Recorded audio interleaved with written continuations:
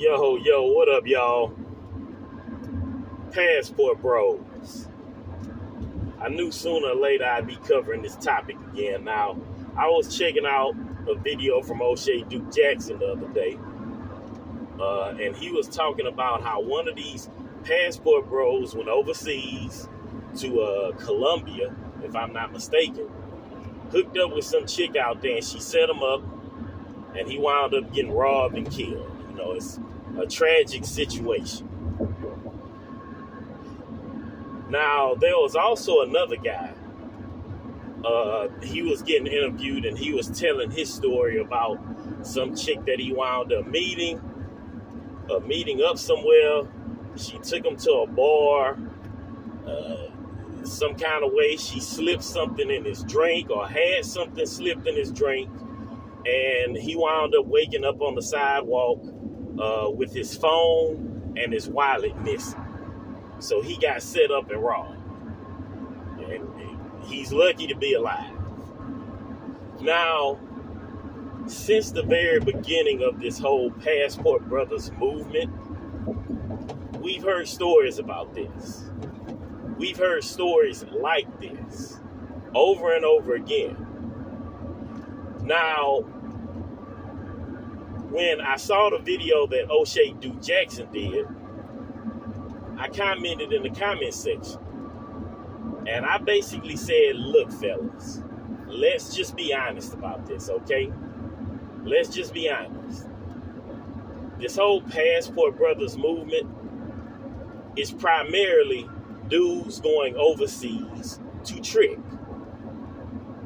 You know what I'm saying? It's not about finding wives or a good woman or this and that. I mean, you know, are there success stories? Yes. A small percentage of these stories are success stories where guys actually found wives. But most of the time, let's face it, these guys are going overseas to trick. Now, I wanted to speak on the type of guys that are involved in this, because over and over again, I've seen these cats talking. I've seen the videos from them. I've seen the interviews that have been done. And, I mean, let's face it. You look at these guys, you hear how they speak, the way they carry themselves. It's obvious that these cats haven't had a lot of success when it comes to women. Okay? It's apparent. These dudes would be considered squares. All right? So, when you take guys like this who've had little to no success with women throughout their lives, and you put them in a situation where they're going overseas, all of a sudden they got women jumping in their laps, showing them all types of attention.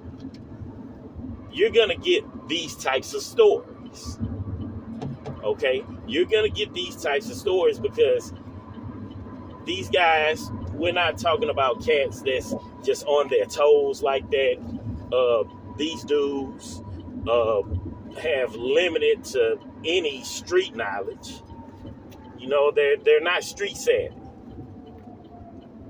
So you put them in a situation to where all of a sudden they got these women showing them all type of attention, when back at home they're shown little to any. You got a recipe for disaster. And that's exactly what we wind up seeing when it comes to stories like this. It's like I said, fellas, let's just be honest about this, yo. Passport Brothers this, Passport Brothers that, get away from westernized women. When you're going over there specifically to trick, and while you're out there tricking, you're running a high possibility of getting scammed, getting robbed, or getting killed. We're seeing these stories over and over again. And I just wanted to say this before I end this video. Look, just think about it, y'all. The Passport Brothers movement, the Passport Brothers movement. Dudes running from the westernized world to find women. It's desperation. Once again, fellas, let's be honest about it. All right? When it comes to stuff like this, it's an act of desperation. Look, I can say the same thing about the divestors. You know what I'm saying? These black women that are always talking about not dealing with black men, getting out of the black community and this and that. It's obvious that these women have had very bad luck. They have not done well when it comes to dealing with men in the black community. That's the whole reason they wind up jumping on board with this whole divestment movement. Just like the Passport Brothers. When you hear about stuff like this, like I said, let's be honest. When we're talking about these so-called movements, we're talking about movements of desperation. Let's just be honest. That's the number one point that I want to stress, yo.